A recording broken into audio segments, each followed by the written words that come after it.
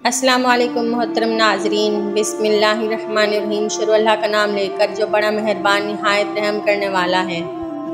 इंसान जब अंदर से टूट जाए तो किसी भी माहौल से खुश नहीं होता, चाहे आसपास बहुत मोहब्बत और एहसास करने वाले लोग ही क्यों ना मौजूद हों। लोगों को जज करना छोड़ दो, तुम नहीं जानते कोई अपने अंदर कैसी जंग लड़ रहा है। नियत साफ हो तो नसीब भी बदलने लगते हैं। किसी की तहज्जुद भी काम नहीं आती और किसी की क़ज़ा भी कबूल हो जाती है। बात सारी नियत की होती है। इज़्ज़त दो, लेकिन इतनी इज़्ज़त भी ना दो कि अपनी कोई इज़्ज़त ही ना रहे।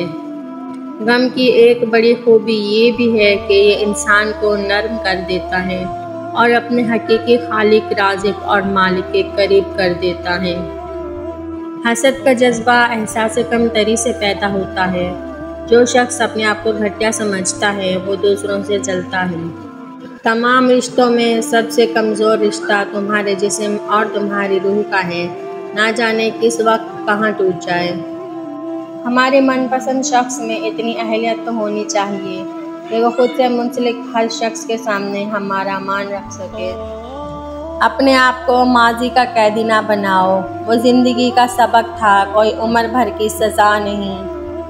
टेंशन, बेचैनी और डिप्रेशन तब होते हैं जब हम दूसरों को खुश करने में ज़िंदगी गुजार रहे होते हैं। बानो कुदसिया कहती हैं, अगर कोई औरत खुद तुम्हारी तरफ रुजू करती है तो फिर तुम पर फ़र्ज़ है कि उसकी खातिर मर जाओ, क्योंकि कोई औरत तब तक किसी मर्द में दिलचस्पी नहीं लेती जब तक वो मर्द उसकी नज़रों में दुनिया के तमाम मर्दों से अजीम हो। जिसने निभाना होता है वह हज़ार गलतियों पर भी माफ़ कर देता है, और जिसने नहीं निभानी होती वो एक गलती को ही बहाना बनाकर आपको छोड़ देता है। इंसान जब तक चाहे जाने की आरज़ू रखता है वो कभी आज़ाद नहीं हो सकता।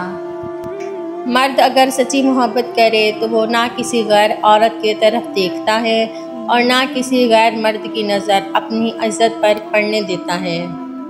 जब तक इंसान दूसरे की जगह पर खड़ा ना हो तब तक उसे पूरी बात समझ नहीं आती। उम्मीद करती हूँ आप सबको मेरी वीडियो ज़रूर पसंद आएगी। पसंद आए तो मेरे चैनल को ज़रूर सब्सक्राइब कर दें। मुझे दीजिए इजाज़त, मिलते हैं आपसे अगली वीडियो में। तब तक के लिए अल्लाह हाफ़िज़।